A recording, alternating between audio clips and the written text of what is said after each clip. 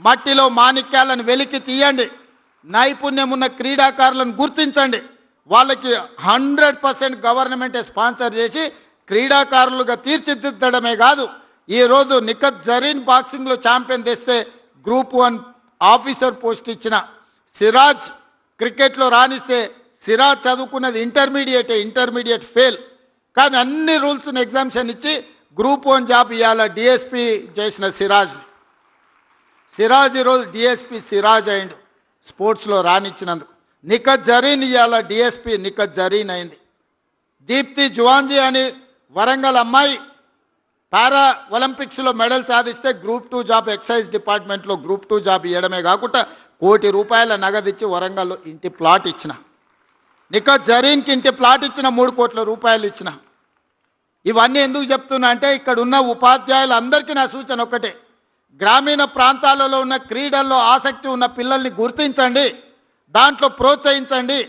ప్రత్యేకంగా ఈరోజు మనం ఎస్టాబ్లిష్మెంట్ చేస్తున్న కేజీపీవీలల్లో ఇతర ప్రాంతాలలో పిల్లలందరినీ ఒక ఇంటిగ్రేట్ చేసి స్పోర్ట్స్లో వాళ్ళని రాణించే విధంగా ఎంకరేజ్ చేయాలని. చదివితేనే ఉద్యోగం కాదు, చదివితేనే భవిష్యత్తు కాదు, క్రీడల్లో రాణిస్తే కూడా భవిష్యత్తు ఉంటుందని పిల్లలకు బోధించండి. గుర్తించండి పిల్లలో ఉన్న నైపుణ్యాన్ని, పిల్లల్ని నిశితంగా మీరు గమనించండి. ఆ పిల్లలకి ఏం కావాలనో మనం ఇద్దాం. మీరు ఏం అడుగుతే అది చేయడానికి నేను సిద్ధంగా ఉన్నా. మీ సమస్యల్ని పరిష్కరించడమే కాదు, ఈ తెలంగాణ సమాజాన్ని నిర్మించాలి అని అంటే పిల్లలని బాగు చేయాలి. ఇవాళ నేను గంజాయి కేసులు ఇవి పట్టుకుంటుంటే చెప్పడానికి నాకే బాధగా ఉంది. గంజాయి పెడ్లింగ్ చేసేటోళ్ళు మన ఇంజనీరింగ్ చదువుకుంటున్న స్టూడెంట్స్, రెగ్యులర్ గంజాయి అమ్మేటోళ్ళు కాదు. వాళ్ళు ఇక్కడికి వచ్చిన తర్వాత ఏం చేయాలో తెలియక కొంతమంది పిల్లలు తప్పుదోవ పడుతున్నారు, డ్రగ్స్ బారిన పడుతున్నారు. చిన్న చిన్న పట్టణాలకు కూడా చేరుకున్నది.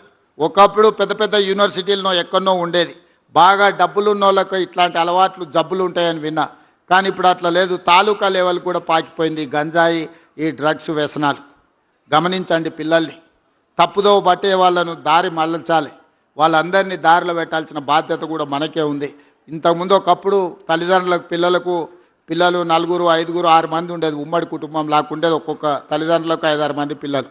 ఇప్పుడు మీకు తెలుసు ఒకరు లేక ఇద్దరికి వచ్చేసినాం. ఆ ఒకరో ఇద్దరో పిల్లలు తప్పుదోవ పడితే ఆ తల్లిదండ్రుల శోకము మనం అర్థం చేసుకోవాల్సిన విషయం ఉంది. అందుకే తెలంగాణ రాష్ట్రంలో ప్రభుత్వం ఏర్పడ్డ తర్వాత ఈ గంజాయి డ్రగ్స్ పట్ల కఠినంగా వ్యవహరిస్తున్నాం. కొత్త డిపార్ట్మెంట్ను ఏర్పాటు చేసినాం, ఈగల్ ఫోర్స్. ఆకాశంలో గద్ద ఎట్లయితే కోడిపిల్లను చూస్తుందో గంజాయి మొక్క మొలిసిన తెలంగాణలో చూస్తాము, వాళ్ళ సంగతి తేలుస్తామని చెప్పి ఈరోజు ఈగల్ ఫోర్స్ని తీసుకొచ్చినాం. ఇవన్నీ కూడా పిల్లల భవిష్యత్తు కోసమే. ఈరోజు ఇన్ని ఆలోచనలు చేస్తున్నది ఈ పిల్లల కోసమే. ఈరోజు 1,20,000 మంది టీచర్లని ప్రభుత్వం సంవత్సరానికి 40,000 కోట్ల రూపాయలు విద్య మీద ఖర్చు పెడుతుందంటే ఈ పిల్లల భవిష్యత్తు కోసమే. ఈ పిల్లల భవిష్యత్తే రేపటి దేశం యొక్క భవిష్యత్తు, తెలంగాణ పునర్నిర్మాణం యొక్క భవిష్యత్తు. ఆ భవిష్యత్తును మీ అందరి చేతుల్లో పెడుతూ ఈ బాధ్యతతో మన అందరం వ్యవహరిద్దాం. మీరు నేను కలిసి తెలంగాణను పునర్నిర్మిద్దాం. ఈ తెలంగాణ ఒక అద్భుతమైన తెలంగాణగా, ఒక క్రీడలకు వేదిక తెలంగాణగా, ఒక సాంకేతిక నైపుణ్యం ఉన్న తెలంగాణగా తీర్చిదిద్దుకుందాం. మీరందరూ సహకరించాలి, మనందరం కలిసి నడవాలి అని విజ్ఞప్తి చేస్తూ మీ అందరి దగ్గర సెలవు తీసుకుంటున్నా. ధన్యవాదాలు మిత్రులారా.